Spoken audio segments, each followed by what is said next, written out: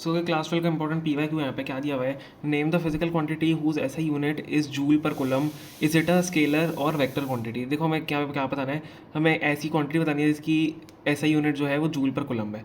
ठीक है, तो मैं आपको सबसे पहले स्टार्ट अगर करूँ, देखो मेरे को तो पता है इसका आंसर क्या है, लेकिन आपको अगर बताऊँ मैं, तो आपको पता है कि वर्क डन क्या होता है। वर्क डन होता है charge into potential, W is equal to Q, भी आपने फॉर्मूला पढ़ा होगा, चार्ज इंटू पोटेंशियल होता है। अब हम देखते हैं कि यहाँ पे मेरे को किस किस की ऐसा यूनिट पता है।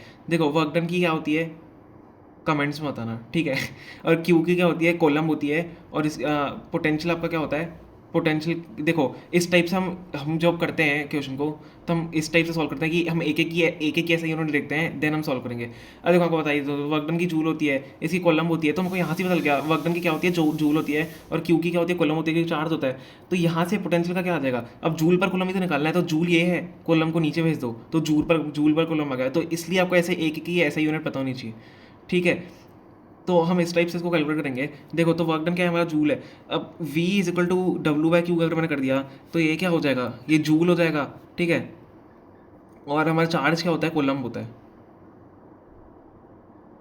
ठीक है। तो जूल पर कोलम हमारी क्या आ जाएगी, यूनिट आ जाएगी यहीं से।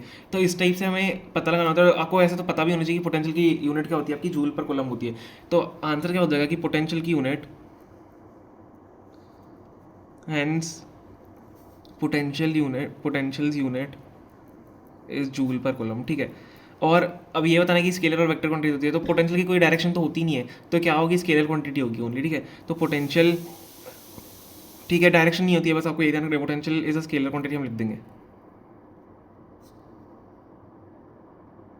समझ में आ गया, तो ये हमका इसका आंसर होगा।